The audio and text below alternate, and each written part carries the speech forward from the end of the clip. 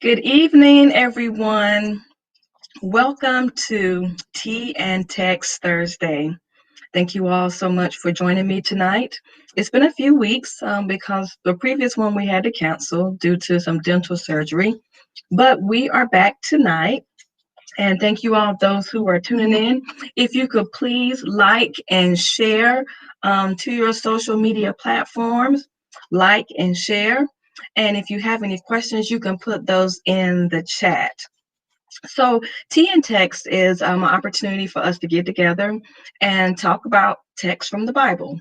And so I asked some of my colleagues in ministry to come on, and we will ask some questions and just get into some discussion about these texts. And we try to choose texts that are sometimes controversial or texts that are misinterpreted within the Bible. And so tonight, I'm going to bring my guests on. Tonight, we have Minister Donna Otis, Esquire. We have Elder Dwelunda Alexander, and we have Reverend Yvonne Johnson. Good evening, ladies. Good evening. Thank you for joining me tonight. I'm so excited to have you all, and I'm looking forward to our discussion tonight. And so before we get into our discussion, introduce yourselves to our audience tonight. Minister Otis, if you want to start. Good evening, everyone. First of all, thank you for this opportunity to be present tonight on Tea and Text. I am from Chicago, Illinois. I am a minister at the Church of New Covenant Missionary Baptist Church, where the pastor is Stephen John Thurston. I also am the founder of a nonprofit called Naomi's Daughters, where our mission is to support justice-involved women. And through that ministry, I primarily provide Bible study to women detained at Cook County Jail. My full-time job, I'm an attorney. I'm just excited to be here and looking forward to really spending some time in this familiar text that's often misunderstood. Thank you so much, Minister Otis. Reverend Yvonne, can you introduce yourself tonight? I'm Reverend Yvonne. Can you guys hear me? Mm-hmm. Oh, okay, I'm sorry. I'm Reverend Yvonne, and want to thank you, Dolores, for offering me the opportunity to sit and talk about Tea and Text, and to sit alongside Reverend Alexander and your other friend. I forgot your name. What is it again? Minister Otis. Otis, I'm sorry. I'm not well with names, but I'm good with faces. I don't really have much to say about myself other than I just love studying the text and tearing it apart and putting it back together again. And that's about it. But thank you for having me. You're welcome. Thank you for being here. Elder Alexander, can you introduce yourself tonight? Good evening. I'm Elder Dwelunda Alexander. I hail from Fort Worth, Texas, by way of Houston, Texas. I am the preaching associate at Greater St. Stephen First Church, where Reverend Dr. Michael Bell is our pastor. I have been, in the preaching ministry. This made 18 years as of October 26th.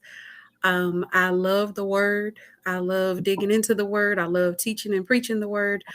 I am months away from completing a doctor of ministry and preaching. Got a meeting tomorrow with my dean. So y'all pray me through. It's been a journey. But for the most part, I love God. I love the word. I'm womanist to my core, as my mentor would describe me. Shout out to Reverend Dr. Stacy Floyd Thomas.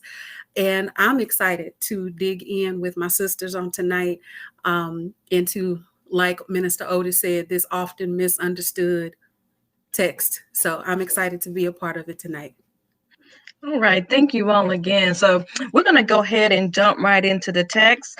I'm going to be reading for the New Revised Standard Version, and this is going to be John 4, and we're going to start with verse 7. There came a woman of Samaria to draw water. Jesus said unto her, Give me to drink, for his disciples had gone away into the city to buy meat. Then said the woman of Samaria unto him, how is it that thou, being a Jew, askest a drink of me? Who am I, woman of Samaria? My apologies, y'all. That is not the New Revised Standard Version. My text did not switch over. All right, here we go. A Samaritan woman came to draw water, and Jesus said to her, give me a drink. His disciples had gone to the city to buy food. The Samaritan woman said to him, how is it that you, a Jew, ask a drink of me, a woman of Samaria?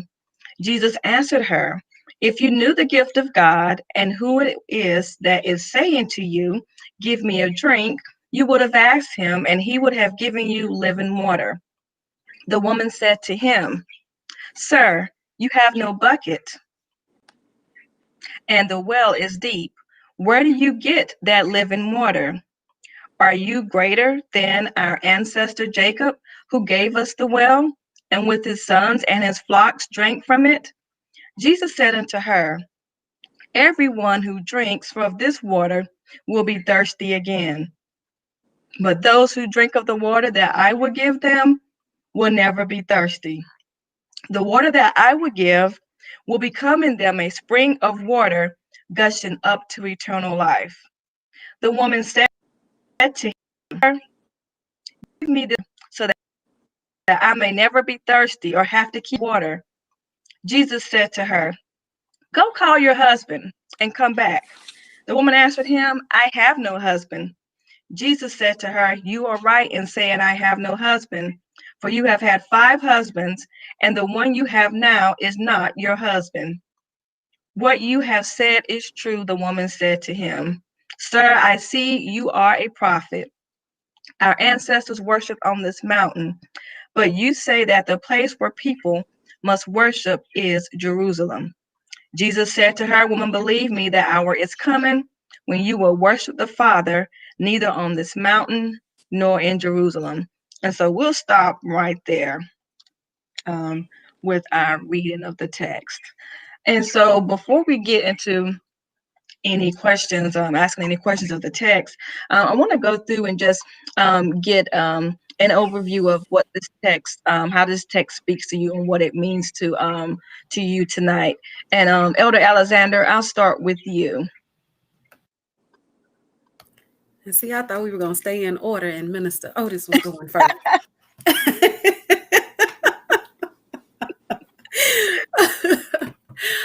Oh, my. So there is so much and so many layers, and I'm not going to dig deep into my 2 to 3 minutes because I'm anxious to see what everybody else has to say. But I will say this, with true understanding and true interpretation of Greek, of Aramaic, of all of the languages of the original text, that changes what the text means for me. So, in that sense, it is freedom from incorrect labels. It is freedom from misunderstandings that never should have been misunderstandings. It is taking back the power of a woman who's for so long, due to patriarchy, misogyny, and misogynoir, has been deemed powerless in her perception in Scripture. It is, yeah. I'll leave it there because I want to dig in with everybody. Okay, so I'll leave it there. All right. Thank you so much for that, Reverend Johnson. Well, I did a little homework again because it can speak to us in different categories of our lives, and with the season that we're in and the climate that we're facing. It speaks to the of those that are lost and don't understand who Christ is in 2019 or 2020 when COVID supposedly had hit. And it speaks to the left out, the marginalized, those that use isms to keep people outdoors. Speaks to the Black woman who may have really been married 5 times and she decided to find somebody to make her happy. It speaks to the historical context of this text as well. And if we look at it in its totality, it speaks to all Black women who are deemed maybe whorish because she decided to marry 5 times or had more than one sex partner and the man gets the pass. So feminism is a word, but I think it speaks beyond misogynism or patriarchy or even patriotism. It speaks loudly for me. Okay, thank you. Minister Otis. For me, the text symbolizes that Jesus is available to everyone. I said in the beginning how I primarily minister to women who are detained at Cook County Jail. So I've used this text before to show them that Jesus is available to everyone. Because if you look previous to this chapter, in chapter 3, we see Jesus having a conversation with the Pharisee, with the Jewish leader, Nicodemus. Before that, he was at a wedding in Cana, changing water to wine. And then we get to chapter 4, and there he is taking a moment to have a conversation with a Samaritan woman at a well, a woman who would have, in that time, that cultural time, been seen as having 2 strikes against her. She was Samaritan and she was a woman. So it shows that Jesus is available to everyone, that Jesus does not care about culture and he's willing to change barriers. He changed barriers. He can go from talking to the Pharisee leader and then have a conversation sitting by a well with a woman who was alone at the well because nobody else wanted to be there with her. So to me, it shows that Jesus is available to everyone. It also shows that Jesus already knows our story. So you don't have to run around with a mask on and covered up. And I would tell the women, I don't care what you're here for because Jesus already knows and it's not my business. So Jesus is available to everyone. Thank you so much for giving us your insight into this text. So let's jump into the questions here. What did this text mean to the original readers of that time? Just thinking about the Jewish culture, and we know in this text that Jesus really shouldn't have been talking to the woman to begin with. And so how did the original readers look at this particular text? And anyone can start.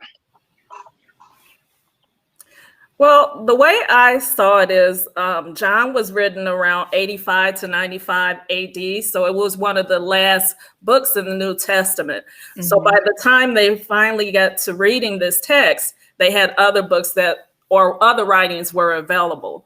So I still believe at that time they did not treat women equally. Women, they weren't supposed to have a conversation with women, and women were basically still treated as property.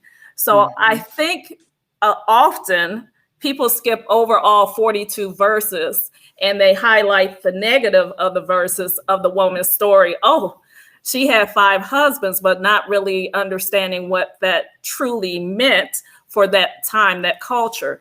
So I think they saw the good news in Jesus. Some people, from the story, from the text, were changed. And I believe at that time, people reading it were changed based on reading the text and based on the history that they already had so many other writings that were available to them at that time. Thank you. Anyone can go. Yeah, so digging in from the historical aspect, and like you mentioned, there's so many layers as to why Jesus and this woman shouldn't have been involved in any kind of exchange and communication in the first place. Of course, the cultural standards of male and female, with him being a rabbi definitely, they did not talk to women in the public eye. But then even still with the historical aspect and the relationship between Jews and Samaritans and how they even got to this point, and putting their conversation against that political and social and cultural backdrop as well. So when you're dealing with the fact that Samaritans were the descendants of the Israelites, but then the Assyrian Empire comes in and takes over. And so then you've got this settling of new tribes, new groups, new cultural groups that are setting in. You've got intermarrying that is happening. And so now there's this perception that the Samaritans are less than or beneath because of this intermarrying with a lesser quote unquote culture. So there's a whole other level involved with that. And so this historical and political backdrop of what's happening and why Jews and Samaritans, because even the Samaritan woman herself is like, I'm not giving you, we don't even kick it like that. And some of my, language and vernacular will come out. But, even her initial, she's like, how are you even talking to me? Because even politically, which there are some interpretations of this text that deal more with the political aspect, and we'll get there later. I'm not going to get ahead of myself. But so understanding the depths of this relationship between the Jews and the Samaritans and how anti that was, and looking in light of this conversation happening. So when we talk about how it would have been viewed culturally, historically, there's so many layers that are involved. Thank you. Reverend Johnson, would you like to add to that? We can look at the overarching of a Samaritan and the laws that they followed of Moses and how the original readers knew the laws. They knew that the Samaritans all excluded because of intermingling and intermarriage and commingling with stuff. There's a Leviticus law that Moses told them to go by. However, the women were more preserved, to say, but preserved for chattel, to remarry. What we have to really understand is that when the original readers read this, they read it from a place where they were already. There was a certain place where both of them worship, one in Jerusalem and the other one Jerusalem. And there's also things that could do. So knowing that he was a rabbi, was he there to deem the sixth divorce? Was he there to let her know that I'm going to just let you get a divorce because I don't think you're worthy of being married to him? So reading this text in its totality, it's deeper than what people read from a John 4 perspective. It's there's more history that they still live by today. We do if we keep studying about the Samaritans, they still exist today, and there's several of them living in America that live this way. And she had no rights. However, she felt like that she could have this kid. But that goes back to what do I think about this text? So it's not that she was oblivious to all of that was going on, because they knew already with readers when John wrote it, even after Christ had died. We pretty much knew what it's up to us to try to figure out how to make this a correct text.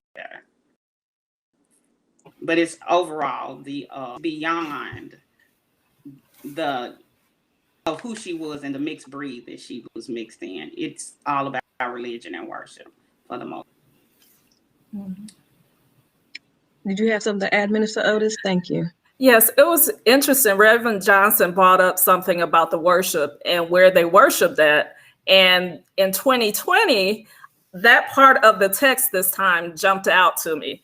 The part starting in verse 20, our ancestors worshipped on the mountain, but you say that the place where people must worship is in Jerusalem.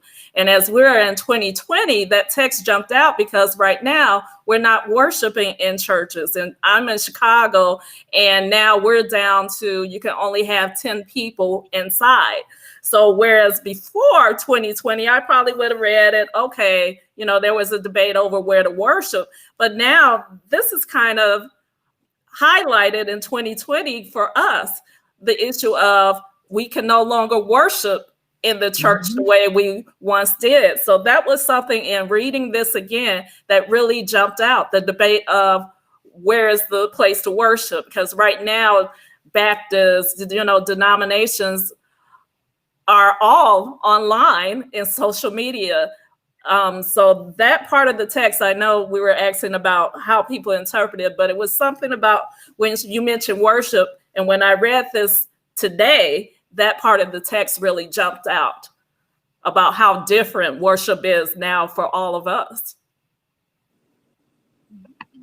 Thank It you. drives it home when it comes to and they're focusing in on the worship piece because religion has a lot to do with why he even walked through there.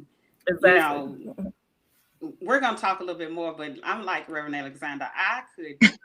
Yes, this thing is really, really good.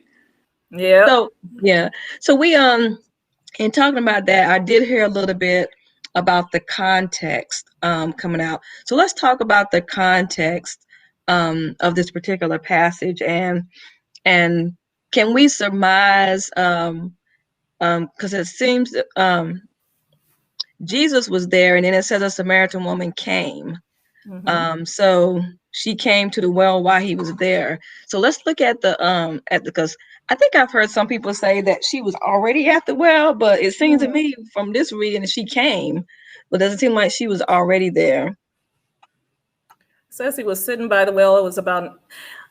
It sounds like Jesus was there and then she came to the well. Yeah, that's the way it sounds to me. Yes, and the Samaritan woman came to draw water. So it sounds like Jesus was there, and then she came to draw the water at noon. And of course, the text highlights she's going there at noon, the hottest part of the day or whatever, by herself. Of course, I'm going to go with what the text says. I've heard that as well, though, where preachers have said, that Jesus came and met this woman at the well. I'm like, y'all, this right there. That's not what happened. That he was already there in true form and fashion of Jesus, right? Where he's already at our place of need, where he's going to meet us before we even get there. And we don't even know that transforming moment is about to happen, but because Jesus is Jesus, I mean, and so and like we mentioned, the fact that he even came through Samaria, knowing that that's not something that Jews did. They did not go through Samaria. They would went around. They would much rather take the longer route around. So even the fact that he did that and got there before this time, when normally, like Minister Otis said, it's noon, it's high noon, it's the middle of the day. And so normally at a time and then she's by herself, and he's there before she even gets there. So it's just all of that in the being there to meet her before she even shows up in her moment of need, that she doesn't even know what's getting ready to happen. Right. And even in verse 8, they also highlight that Jesus was there alone, because it says his disciples had gone to the city to buy food. So that lets me know I can have that one-on-one talk with Jesus. I don't need anyone else around. So the text highlights the woman came to the well alone and Jesus was there alone, so they can have that intimate relationship and encounter without any interruptions. Yes, indeed. Reverend Johnson, you want to add something to that?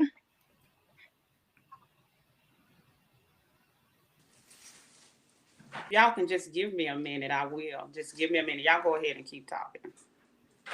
Okay, that's fine. So I've also heard people talk about the time of day that she went.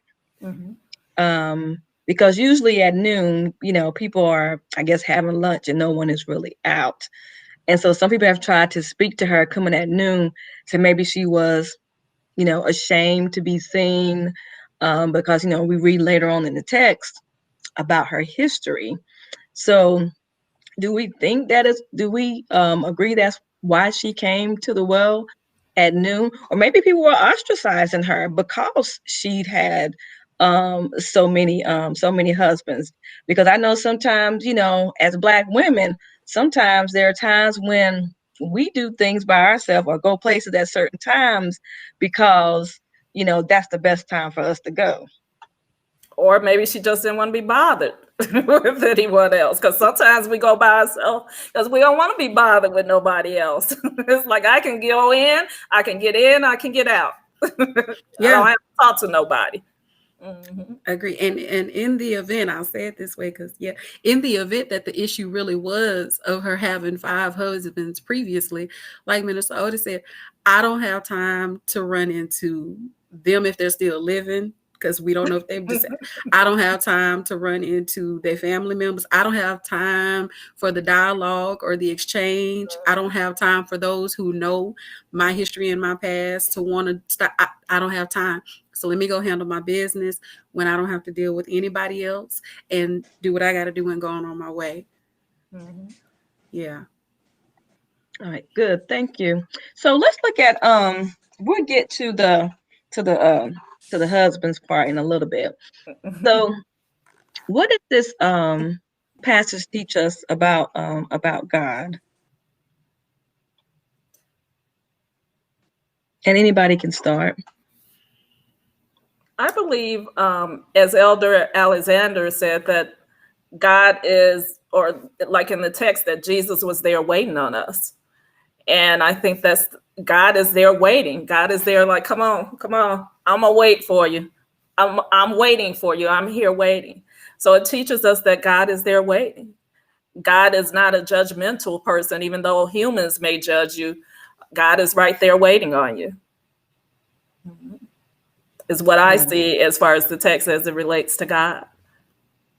Absolutely.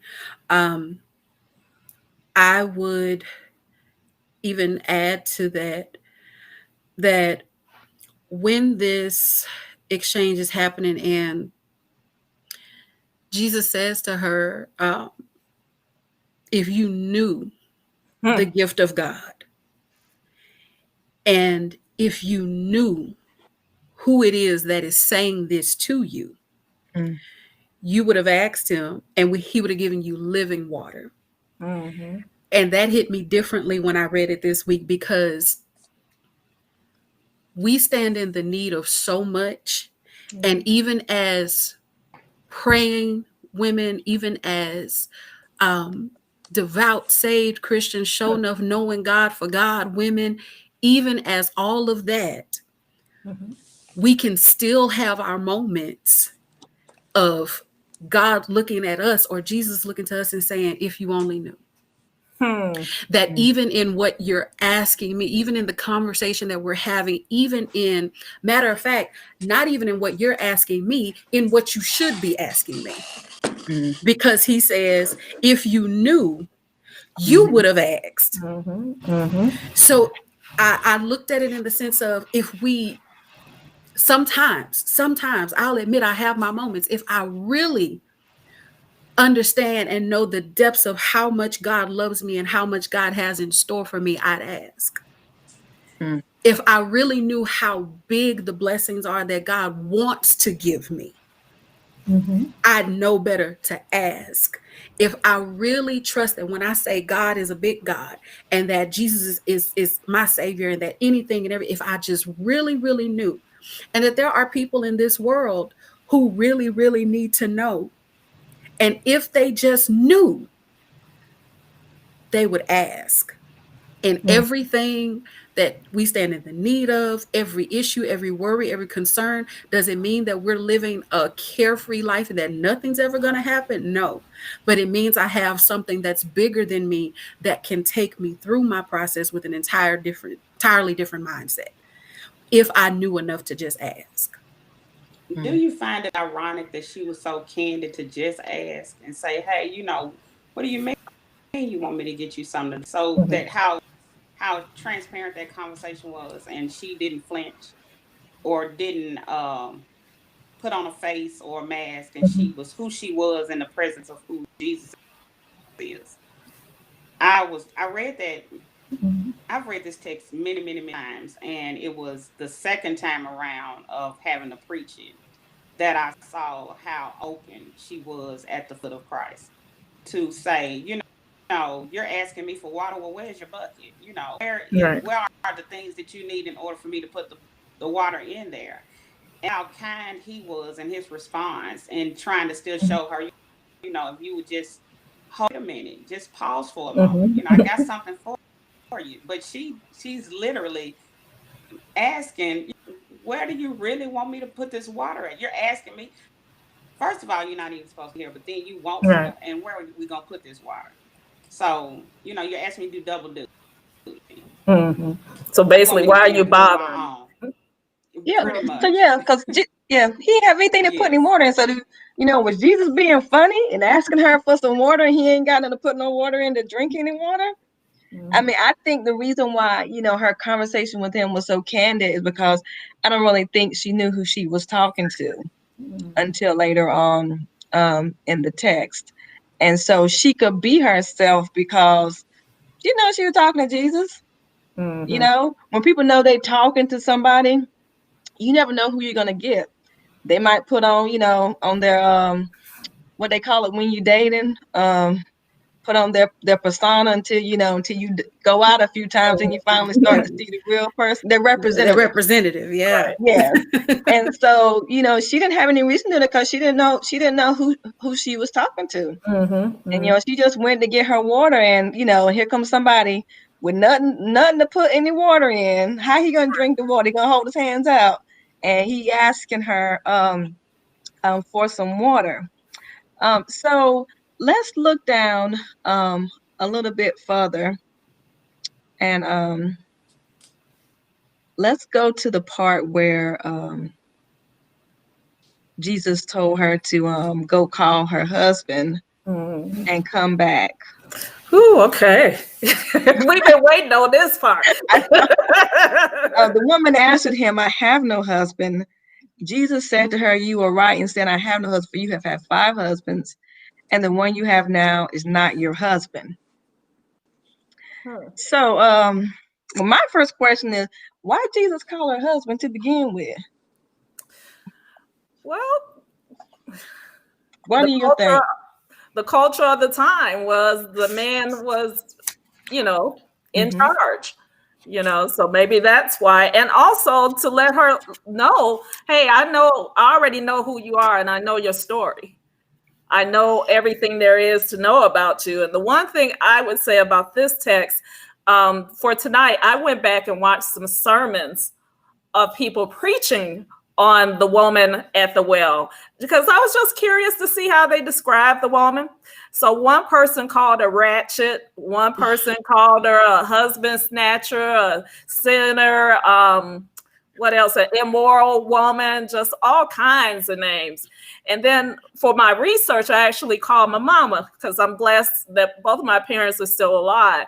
And I knew my grandmother has been married 3 times.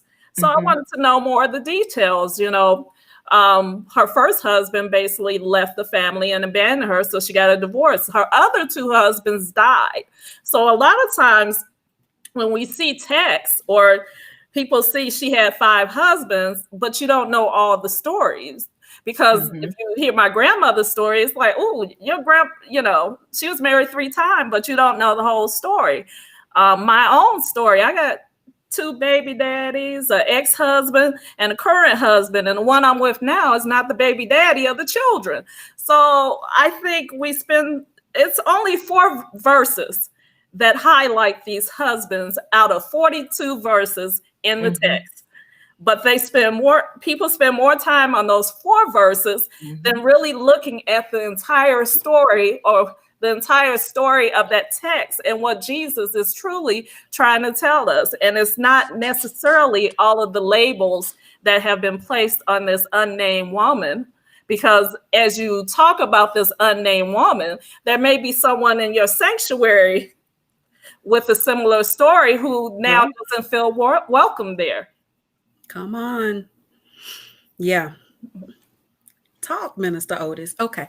I just had to get that. Had to get that out. So, okay. Whew.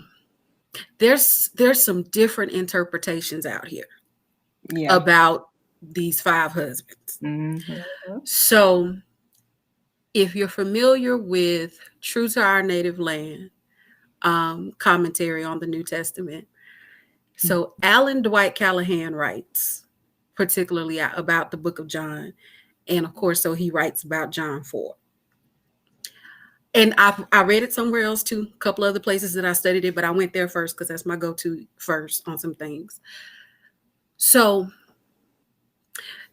there's another interpretation out here. And go with me on the what if with this particular interpretation, because it looks at this text more from the political side and never cast this woman in the light that every single person I've ever heard preach this text outside of Black women cast this woman in. He goes totally political, totally symbolic, that this woman represents Israel and that her 5 husbands are the 5 previous empires that were ruling. And that the 6th husband is currently Rome, who is in this, as he words it, concubinist relationship with Israel at the time. I had to sit back on that one because I was like, that he goes completely in opposite direction with the meaning of this text. And if that be the case, like I said, and I read it a couple of other places too that alluded to the same thing. And it was because of, I got to look at my notes on this one. It was because of a particular word translated, the way that husband was translated in Aramaic, that it would have translated 5 lords and not 5 husbands. And so the lords then being the foreign rulers. I'm throwing some what ifs out here. The lords being foreign rulers. So if the text is translated in that way, this is not a woman who is all the things that people have called her based on reading it in English. This could very well have been a single woman. This could have just been a woman who was in need of a relationship with Jesus because she was in need of a relationship with Jesus. Not because she was any of those things that everybody tried to label her as when we preach this text. That's a possibility because of some translations and some interpretations that are out there. That this is political, that it isn't even about this woman's character. It's not about her being met, which again, I agree with what Reverend Otis said, with Minister Otis said, that it never should have been about her character in the first place. Because we do not know this woman's background. We do not know anything about, if we are talking literally 5 husbands, we know nothing. And I have the same testimony. My grandmother married multiple times. They passed away. So then is she now all of these things? Because her previous husbands is, and then when we look at things culturally, where was your protection found? Where was your status within that culture found? How were you going to financially take care of yourself if your husband has passed away? There is no one in the how? Because status was determined, that woman's status is determined through the man.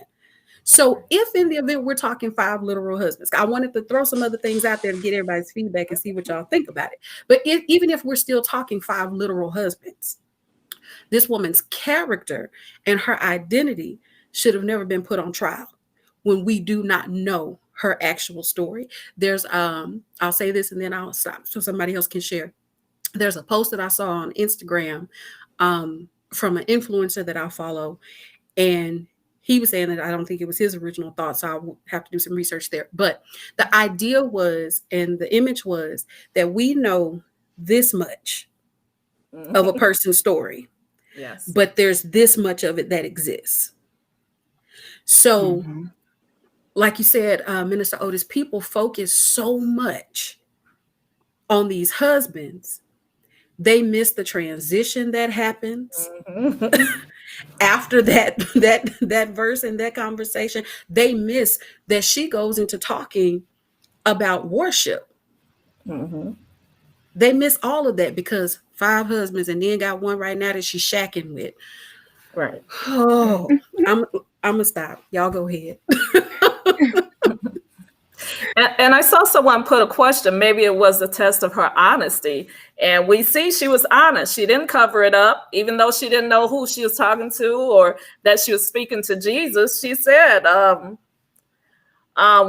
what was it for you have had? I have no husband. She didn't cover it up and say, well, how you know that? She said, I have no husband. And he said, what you have said is true. So she was honest about her situation. She didn't try to cover it up or try to make it seem something it wasn't. She was honest. So it perhaps was a test of her honesty. Was she going to be honest about her situation? Well, Reverend Alexander was reading someone else's interpretation. Mm-hmm. So my question is for the audience and the people that are listening, do we read the true interpretation? Do we study the true text? I like the way the guy framed whatever you on Facebook, Reverend Alexander, is, you know, you really don't even get to know the person. You know this much, but then there's this much. So when you look at 5 husbands and the one that you don't, you run away with it, like Gone with the you take Scarlett O'Hara and you say, hey, you know, we're just gonna make a whole narrative out of this one lady and demonize who she is as a person. But did you go back to the Old Testament? Did you go back to read about the situations and how rabbis and priests were rulers over everybody? They had a higher tier. Probably why so many want to be a pastor and a preacher and a minister in the church and carry titles. And be the bishop with 10 members, because they can deem things loyal or unloyal. They can throw things away or pick them back up again. They can put the sister out the church or bring her back. You know, he can sleep with a woman and get away with it when she can't sleep with one man and get away with it. And, you know, it's a monogamous relationship. So we read this much of her story. No one will pull the books off the shelf to read the actual text, context, right. Let alone, you don't even want to Google Samaritan to find out who she really is. And as a whole, right. You don't want to find out if she's even a Black woman or a Korean woman. You just put us in a box or put women in a box and say, oh, it's okay. And because you know that Lord, you say she did him by asking him these questions, but how often do we respect Christ when we're preaching in a pulpit, and when we're done, we go do our due diligence of what 5 men do with one woman? So so we just don't, as a westernized community in a Black Baptist church, we take the context of anybody's story and throw it in the trash can, and we put our own twist in it. And I like that because Reverend Alexander came from someone else's interpretation, but yet we put Sarah on a mantle and we throw the woman at the well in the trash can when Sarah abused Hagar by giving her away. And then what people don't understand, or the community doesn't want to study, is that women were not able to marry who they wanted. I'm watching and I don't want to be long-winded because I had a situation where I had to step out because there was a little noise in the background. But I'm watching the Queen and the things that they had to endure, and their husband not loving them when when marriage came about. She faced men that she probably didn't even want to marry or was not even in love with. And she's holding on to 5 divorces when the 6th one, she probably didn't even want him either. But because if you read the historical context of what was going on, there was a shortage of women. So they would marry more men than men would marry women. So she would always be traded in if he didn't want to be bothered for another. So look at that entire text. Read it for what it is and not for what our lens wants to say. And it's because we've regurgitated without saying what we've heard and not going home and asking the question at Bible study or sitting down and writing a journal to figure out, is this what the text really, really, really says? So she's marginalized in all aspects, pulpit standard from the Black Baptist Church of the unlearned or the unlearned. Really, with the story of the woman at the well, you could do multiple sermons from this text. You could almost, I wrote down, I found about 6 sermons just in these 42 verses, that you could do. And really, as Reverend said, really go in depth to each part of this text and not try to do everything in one sermon. It's enough for a series to really go in depth to each part of this text, the worship. Quit regurgitating what we heard. Everything that the pastor says is not always. Everything that the preacher says is not always true. Let's not, if we can quit it and pick up the Bible and read it. And if you don't, but the Bible doesn't tell you the entire story, so it's always good to go down to your foot to see what else is added to that, and go back and read that a little bit. We can make this a text tea and Bible study if y'all want to, but I've studied this Samaritan woman until I can wring her dry, but I don't preach enough to wring the text dry. However, I think that hearing enough of marginalizing Black women has got me up to the top of my braids, if I can say that much. And while we talking about the 5 husbands, if it's my understanding, in that culture, the man put the woman away, and so she really didn't have any say in any of these divorces, and in my opinion. And so, but we try to pin that on her, but rarely do we hold the man accountable. And I know this, I'm about to bring up a different text, even with the woman that was caught in adultery. You can't be in adultery by yourself, but she was the only one standing there. And who knows, the man she may have been caught in adultery, he might have been standing in a circle about to throw stones on her like the rest of them were. Right. And I would want to caution us to even still be careful in how even now we're saying divorces. Where does it say that in the text? We don't know. Yeah. They could have they could have died. And this has been a situation of now, because socially she has to be attached to a man. So who's the next one? Whether she wants to or not, like what exactly. Reverend Johnson said, not even a say so in it, whether she wants to or not. But we don't know that it was even divorce. So right. It's just so many layers. My goodness. there anything But else if we you want to look say at it, let's on this yes, I part? want to hit Because 1619. I was, go Let's ahead. hit this real quick about the divorce and the marriage. Let's think about why Afro Americans have to get married to, if we want to bring it home seriously. And if we really want to westernize this text, let's talk about marriage being a legal law after the fact. You've taught the black man to marry 7 women when he gets tired of the 1, the 2, the 3, the 4, the 5, and the 6 and the 7. And some missionaries come around after they've abolished slavery and say marriage is a law.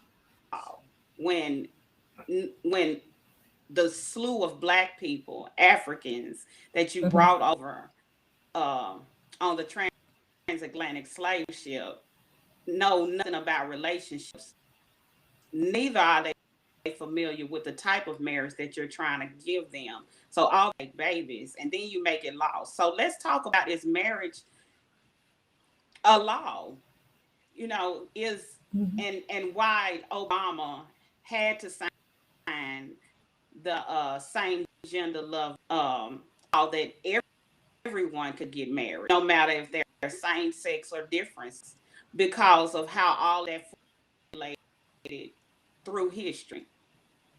So if we're gonna talk about her being married to 5 husbands, let's talk about marriage.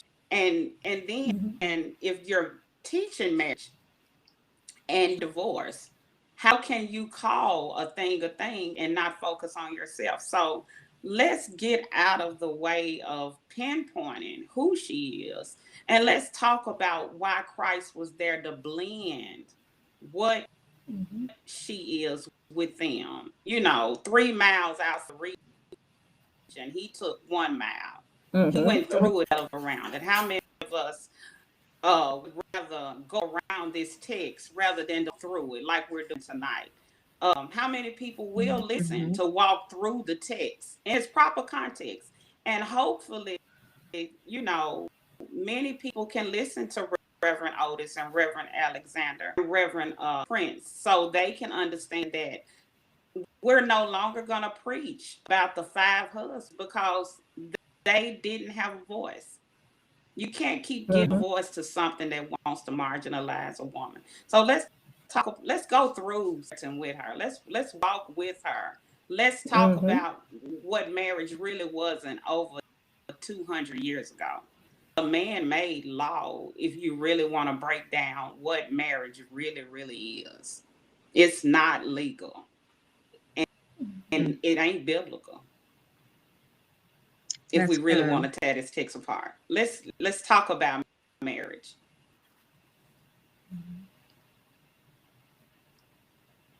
Good. So thank you, Reverend Johnson, for that insight. So let's look at we started talking a little bit about worship, and Minister Otis, you brought it to present day and how we're no longer worshiping in the church. Let's talk about the significance of worship in this particular text. Well, in the text, it talks about the debate of where was the proper place to worship. The woman says our ancestors worshipped on the mountain, but you say that the place where people must worship is in Jerusalem. And then Jesus basically said to her, "Woman, believe me, the hour is coming when you will worship the Father neither on this mountain nor in Jerusalem." So there, basically, Jesus is saying there's going to come a time where it's, the place of worship is not going to be what is going to be the most prevalent thing. And then it says the hour is coming and now is here when the true worshipers will worship the Father in spirit and truth. And I think right now we're at that point of that true worship. You're now worshiping in your house, you're worshiping in your car, you're worshiping everywhere because the church is closed. And the one thing I would say about going into jail, there was no church there, but we had a chapel. And in that chapel, we had worship and we had church. And I began to call it the sanctuary, because that was the one place these women could come with their DLC and they could feel safe. So I think worship, Jesus was saying, it's going to come a time where that's not going to be the most important thing where you worship, because it's supposed to be in your heart. Worship is wherever you are.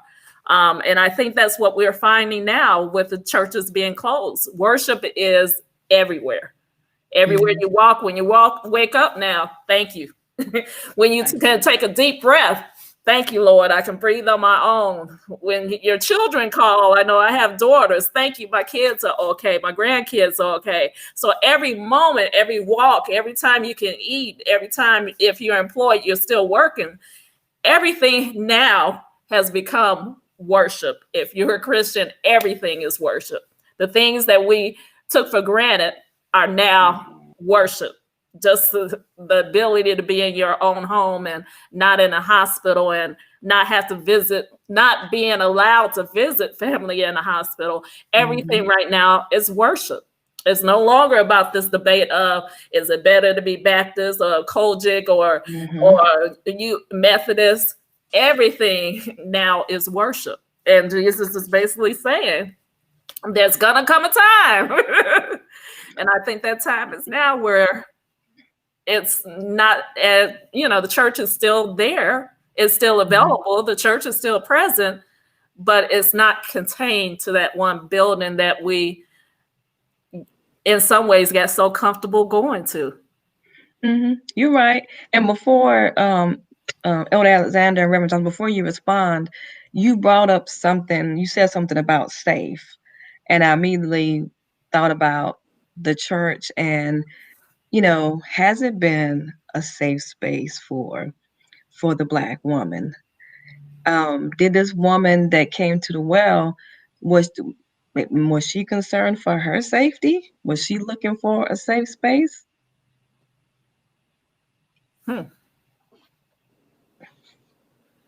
Well, coming to the well was out of necessity. You had to come to the well to get your water.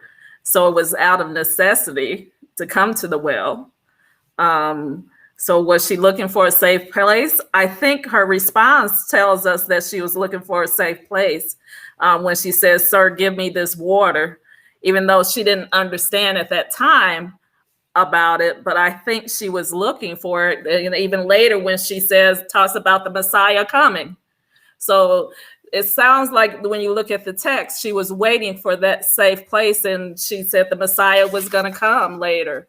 I know that Messiah is coming in verse 25. When he comes, he will proclaim all things to us. And Jesus said, "I am he." So I think she was looking for it. She might not have come to the well looking for a safe place, but at the well is where she found Jesus in safety. She found the Messiah. The thing that came to mind for me, especially when the woman is talking about our father, she said, "Our fathers worshipped on this mountain," and my mind just went to the Psalm 121, I believe. I want to make sure I have that, but I lift my eyes to the hills. From where does my help come? And I don't want to spend too much time there because that's not our focus text, but even that has been preached wrong, right? Because it's not looking to the hills. That's where my help comes from. But I lift my eyes to the hills, looking at the place of what's been considered worship of gods. But where does my help come from? Then shift, my help comes from the Lord. And so this transition that I see here, where Jesus is saying, like Minister Otis said, nobody's concerned about what y'all been doing in the mountains. Nobody's concerned about what y'all been, because yes, worship is worship. And specifically, she recaps that Jesus says that you say that in Jerusalem is the place where people are to worship. Now, what got me, and I'm gonna have to go do some digging because it didn't get me until like 3 minutes before we got on here, was verse 22, that you worship what you do not know. We worship what we know, for salvation is from the Jews. He got deep real quick in one sentence like we're talking about eternity. We're talking about he himself as salvation. He is Jewish. I don't know why people don't want to talk about Jesus being Jewish until we're in a text like this where we have to talk about Jesus being Jewish. Okay, that's another conversation for another day. But salvation is coming from the Jews. And so there is this idea, like what Minister Otis is saying, that touched my heart, that it doesn't matter in a sense of what you've known as worship. When Jesus comes, when salvation comes, when eternity shows up, all of that shifts, because what God is looking for in that moment is true, authentic worship. Doesn't matter where it is, doesn't matter where you're trying to conjure it up. True, authentic worship is what God is looking for in that moment.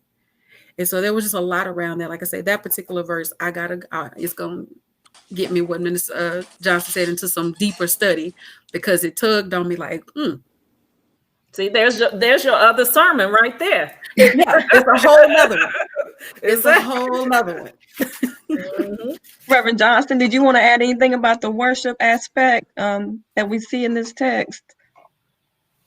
Yes, I can be a part of the wheels that are turning. There was a separation of people in the Old Testament. There was war in Assyria that happened. So the more they could intermingle, the less they knew about this God on Jerusalem. Remember, they separated at a time in Canaan, and they went to Mount Gerizim and to Jerusalem. So there was always a battle between the missionary Baptists and the Presbyterians, or the Protestants and the Lutherans. How do you know what the context of this worship is when you're in different parts of the world? So Reverend Otis said, and if I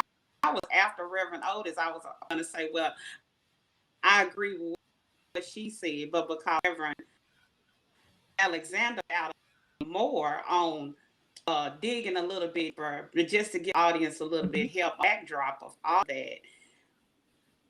COVID-19 has put us all in a place where I'm Trinity Baptist, I'm Trinity, and I'm trying to think, is Reverend Carol, Pastor Carol. I think she's Baptist, or I think she's Baptist. But I'm three denominations on Sunday mornings. Oh, and I'm Alfred Street Baptist Church too.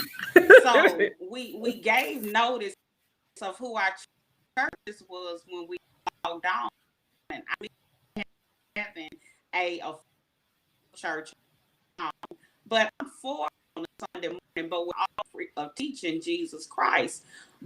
With what I listen to, they're all under the same umbrella of social justice, what the climate is doing today. But for these people, there was a mixed race that was stripped away from who the pure God was. So what he's saying in John 4, in that part of the text, is you worship what you do not know. How many years they have been separated from who God really is. He knew the history they had to face, the wars that they had to go through. And she's over 600 years, y'all, from what originally happened. So of course they worship, but they probably were like that Acts, the people in Acts, when Paul went and said, you worship this because we're all made to worship him in our totality. But sometimes we're not, of course babies want milk, but they don't know if their mom is putting the right thing in the bottle. So it's kind of like we're feeding off of whatever it is.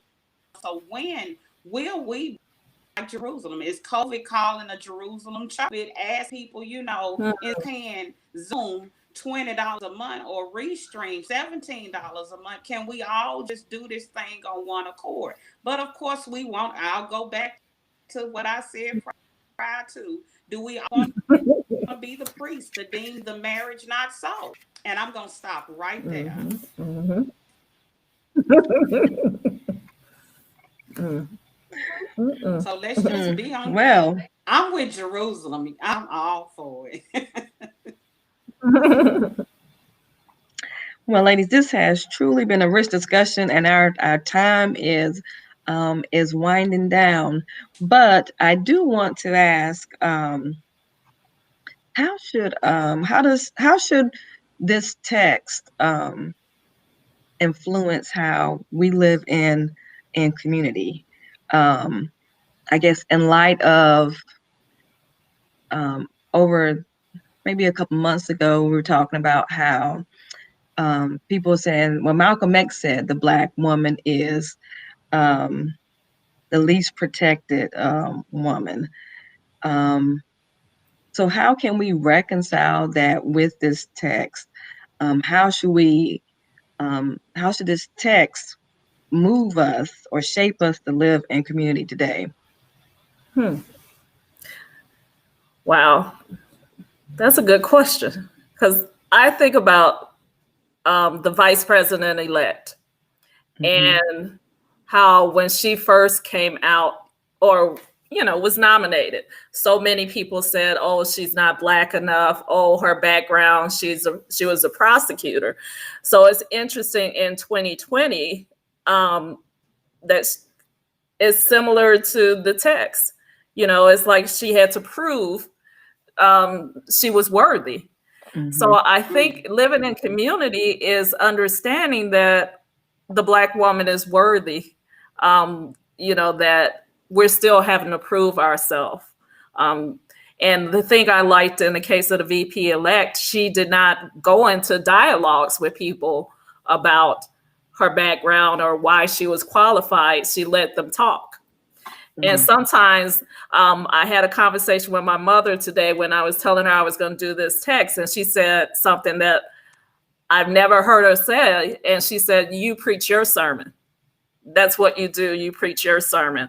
So I think living in community is good, but as long as we're preaching our sermon and living our lives, that the community that is going to love us is going to come forth. Everybody is not going to be in your corner. That's just the reality of it. Yeah. And oh wow, like that. Yes, just yes. When you said that your mom told you to preach your sermon, for me, it is giving, like I mentioned in the introduction, voice back to this woman rather than those who've attempted to identify her in a way that the scripture never identified her. And Minister Otis said it even earlier, when you've got that woman sitting in the pews whose story you do not know, but you're preaching a text and identifying all of these negatives that could then somehow diminish that woman that's sitting in our pews. Are we really being community?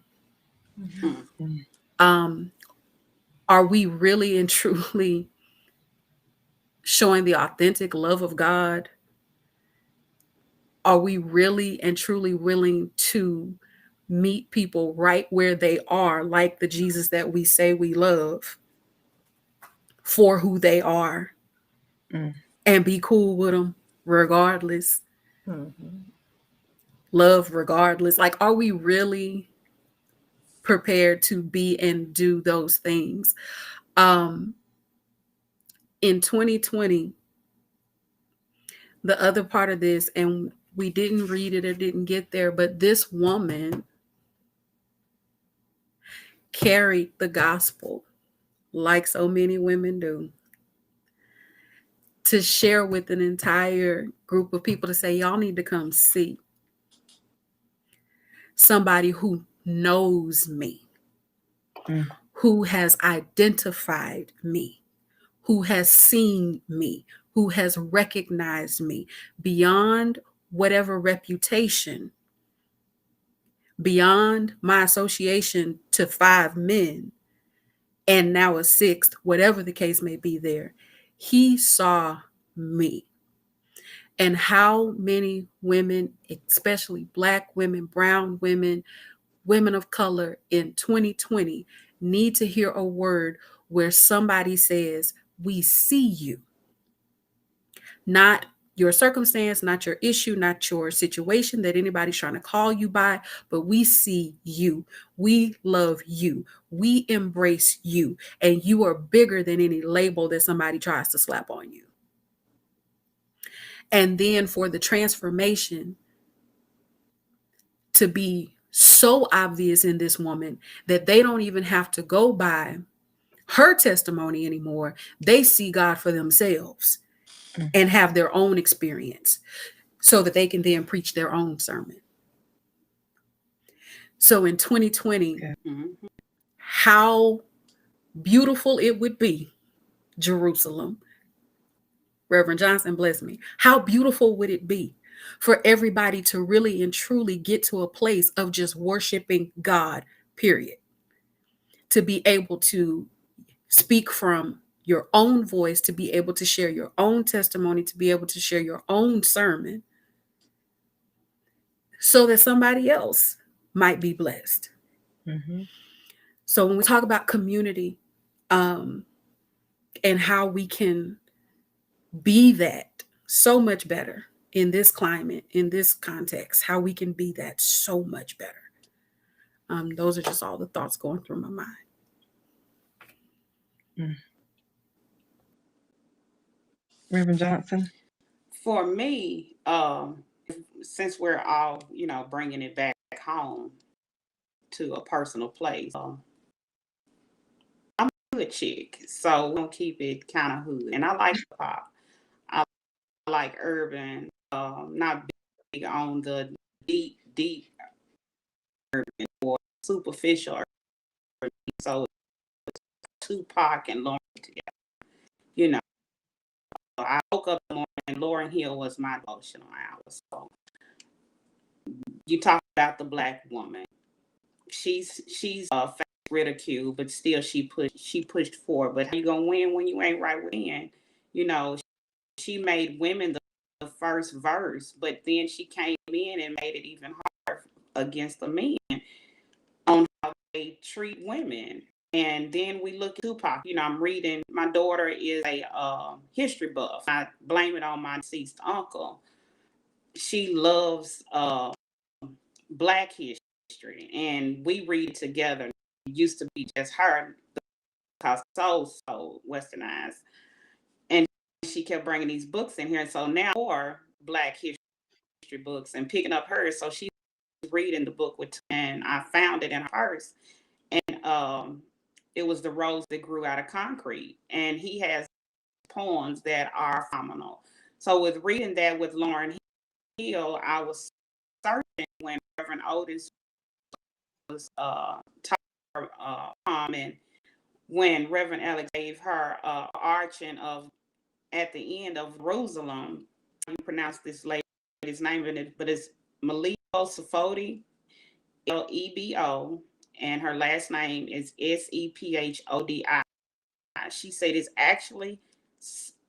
actually such a tragedy in a world that is inspired by putting my body or my mental state on the line. It's a sad case that Kamala Harris had to put her body and mind on the line in order to make America see who she is. And we glamorize these Chuck Taylors, but we have no idea what type of Chuck she had to wear and the grounds that she had walking. So if I was to look at this entire thing in the perspective and the eyes and how I write and how I read and how I even preach and how I love big words because of it surprises the mind when you meet somebody who had no education for a long time and bring it back to hood and make it hood. I think about Lauryn Hill and I think about Tupac and I think about his mom and all those that didn't really have the voice until after dead and gone. How can we make American and an African American world, because they made their American great? You know, how can we make our America great? How can we come out and be Christ said we needed to be? You know, when I see a hood chick, I see Jesus, and I'm better than you because I was born in the hood too. So let's just all get together and have church. I could go on and on and on, and it's so much that I want to rip out of the Bible as a whole to teach people that if we come up off the isms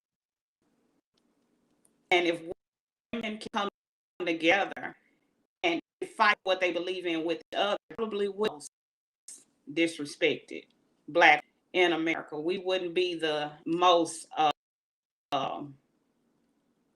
demonized, but because we always put on a face, and say we or they put on a face, and we can't be our authentic selves, then it becomes a problem. So people continue to treat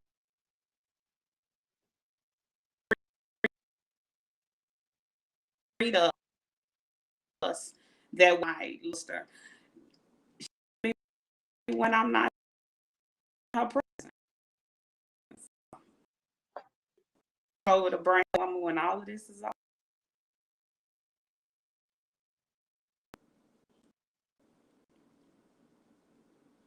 Thank you.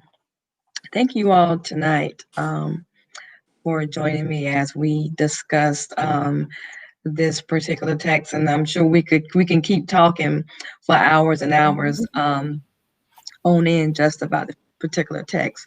But I just wanted to end with these few verses. Many Samaritans from that city, believed in him because of the woman's testimony. He told me everything I have ever done. So when the Samaritans came to him, they asked him to stay with them, and he stayed there 2 days. And many more believed because of his word. They said to the woman, "It is no longer because of what you have said that we believe, but we have heard for ourselves, and we know that this is truly the Savior of the world." So now they can preach their own sermon. Amen. Amen. Well, thank everyone. Thank you all for Good. joining us tonight. As we come back and not next day, but on December the 3rd, as this is every other Thursday at 8 o'clock p.m. Eastern Time. Just hang around for just a moment, and we will see you on Sunday for Sisters Sermonizing on Sunday. Have a good night.